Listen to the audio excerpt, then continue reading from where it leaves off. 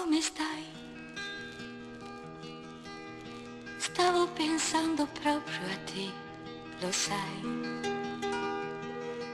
Che strano, proprio qui, dove tutto finì, incontrarci così. Quasi non mi sembra vero, forse sto sognando eppure no. Sei proprio tu, sei proprio tu, sei proprio tu. Come stai?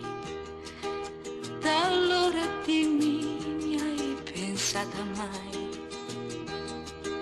Io ti ho pensato sì, io ti ho rimpianto sì, ti cercai, caro, non so che dire,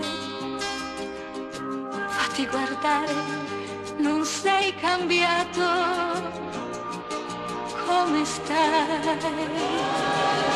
Come stai, amore mio, che gioia che mi dai, dal giorno che finì ho un grande gelo qui che si scioglie così.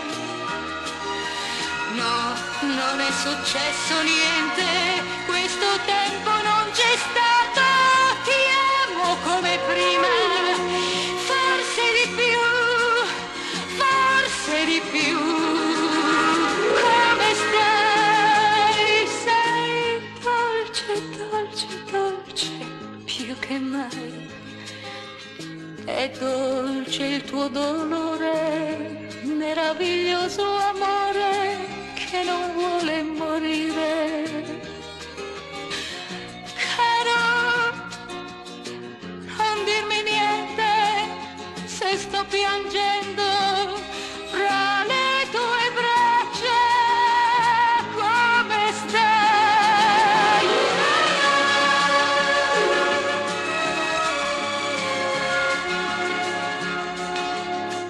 Da allora è passato tanto tempo, ma il nostro è stato un amore meraviglioso che abbiamo vissuto attimo per attimo profondamente. Poi il mio uomo mi ha fatto un grande dispetto. È partito per un viaggio dal quale non si ritorna più. Ma io l'aspetto ancora perché sono sicura che tornerà. E quando arriverà, io gli dirò semplicemente: come stai? È tanto che ti aspetto e tu lo sai. Conosci il mio dolore, meraviglioso amore che non vuole morire. Caro, non dirmi niente, dammi la mano ed in silenzio portami